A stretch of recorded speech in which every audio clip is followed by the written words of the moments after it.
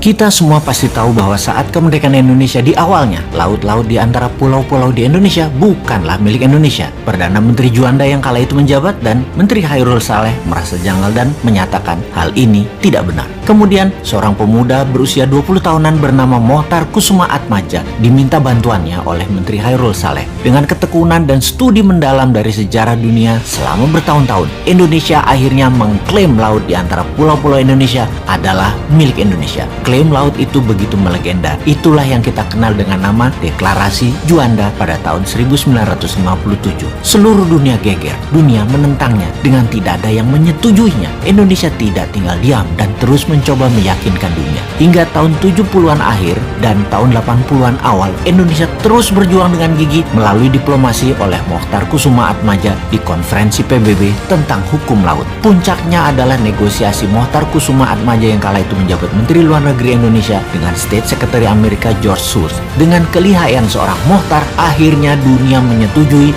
bahwa Indonesia adalah negara kepulauan dan laut di antara pulau-pulau adalah laut milik Indonesia. Semua itu tertera dalam putusan Konvensi Hukum Laut UNCLOS atau United Nations Convention on the Law of the Sea. Waktu berjalan hingga lebih 30 tahun saat ini, di mana baru-baru ini seorang pakar hukum laut Profesor Myron Norquist menyatakan dulu ada seorang Indonesia yang bernama Mohtar. Ketika dia bicara, semua orang bergetar. Salut dan respek kita untuk pahlawan maritim Indonesia, Bapak Mohtar Kusuma Atmadja. Kemudian kita harus bagaimana? Ketika nanti Newmind mendapat mandat, perjuangan Pak Mohtar Kusuma Atmadja akan kita lanjutkan dengan lobi tingkat dunia. Deklarasi Juanda dilanjutkan dengan deklarasi Daulat Maritim, di mana seluruh kapal baik komersial, kapal pribadi maupun militer yang melewati laut di tengah pulau-pulau Indonesia, terutama kapal niaga, harus bayar asuransi. Asuransi senilai 0,5% dari nilai barang yang diangkut. Ketika telah membayar pajak, ada bendera dinaikkan di ujung tiang kapal tersebut, semacam materai yang artinya sudah taat bayar cukai asuransi Indonesia. Dunia akan marah, ya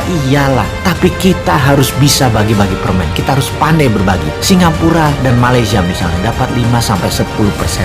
Amerika dan Tiongkok dapat 10-20%. Indonesia ya tetap dapat 60-70%. Inilah misi Indonesia baru yang akan membuat Indonesia berdaulat. Semua itu berbeda dengan yang menjabat saat ini. Konsep bernegara yang tidak bergantung uang asing seperti yang dikerjakan pejabat penuh prestasi yang katanya adalah pejabat satu-satunya yang paling pinter urusan keuangan, yang satunya lagi di sisi seberang adalah senang dengan FDI atau Foreign Direct Investment. Mau yang miring ke asing IMF dan Amerika maupun yang miring ke Tiongkok, keduanya saat ini membuat Indonesia tidak akan pernah menjadi negara berdaulat. Strategi keduanya itu akan hanya membuat Indonesia terjebak menjadi negara tengah atau middle country selamanya, selama mereka menjabat dan selama mereka berkuasa. Kasih deh 2 kali masa jabatan lagi, perpanjang hingga jabatan ketiga dan jabatan keempat sampai 2034, tetap Indonesia akan gini-gini aja. GDP per kapitanya paling mentok dari 3.900 saat ini, paling naik hanya paling ke 5.000-an selama 13 tahun ke depan, terjebak di tengah plus